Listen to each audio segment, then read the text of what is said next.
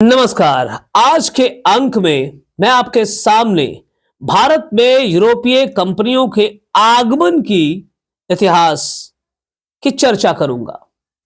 और इस आगमन में अक्सर हम पढ़ते हैं कि भारत की खोज हुई, तो इन सभी बातों को जानने का प्रयास करूंगा कि क्या भारत की खोज हुई थी या फिर किसी और चीज की खोज हुई थी। बात 1453 ईस्वी की है। तुर्की की उस्मानिया सरकार ने एशिया माइनर पर अपना कब्जा अधिकार जमाने में कामयाब रहा तथा कुस्तुनतुनिया पर भी अपना अधिकार बनाने में कामयाब रहा। इसके साथ साथ ही पूर्वी और पश्चिमी देशों के मध्य होने वाले व्यापारिक मार्ग पर भी तुर्की ने अपना अधिकार जमा लिया।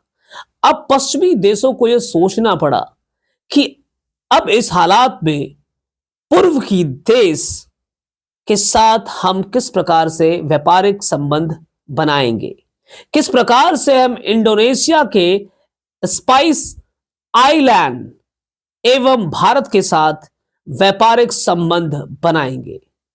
अब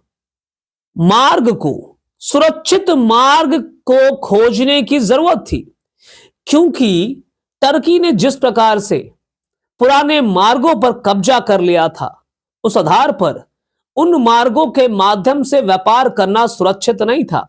तो पश्चिमी देशों को यह भी सोचना था कि उन्हें नए और सुरक्षित मार्ग भी खोजने होंगे।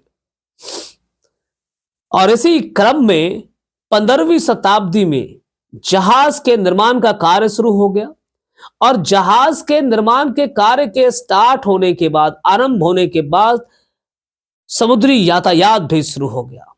इसी क्रम में 1488 ईस्वी को बार्थोलोम्यू डायस ने केप ऑफ गुड होप की खोज कर डाली।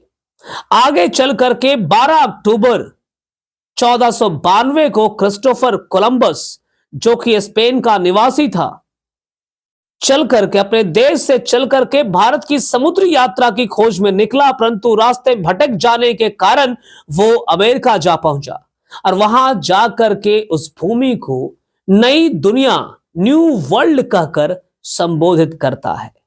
इस प्रकार से अमेरिका की खोज नहीं, अमेरिका जाने की समुद्री मार्ग की खोज हो गई।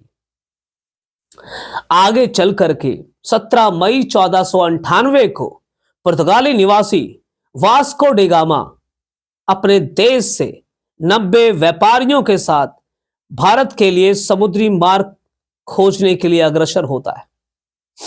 और 1498 में वास्को डी गामा भारत के कालीकट और उस समय तत्कालीन राजा जुमेरिन के शासनकाल में पहुंचता है। परंतु इस समय एक चीज गौर करने की बात है, इस वक्त यूरोपीय देशों में पुर्तगाल काफी वर्चस्व रखता था व्यापार के दृष्टिकोण से, वाणिज्य के दृष्टिकोण से। आगे चल करके अन्य यूरोपीय देश, जिसमें आप डच कह सकते हैं, इंग्लिश कह सकते हैं, स्पेनिश कह सकते हैं, साथ साथ फ्रेंच की भी नाम ले सकते हैं, स्वीडिश की भी नाम ले सकते हैं, ये कंपनियां भी व्यापार के लिए, वाणिज्य के क्षेत्र में अपने आप को आगे लेकर आती है।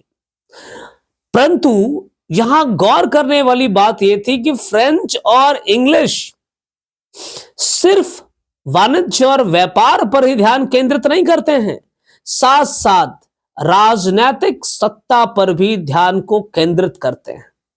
परंतु अन्य यूरोपीय कंपनियां जो थी, चाहे वो पुर्तगाल थी, चाहे वो डेनिश थी, ये सिर्फ और सिर्फ जो है वाणिज्य और व्यापारिक दृष्टिकोण से अपना काम कर रही थी।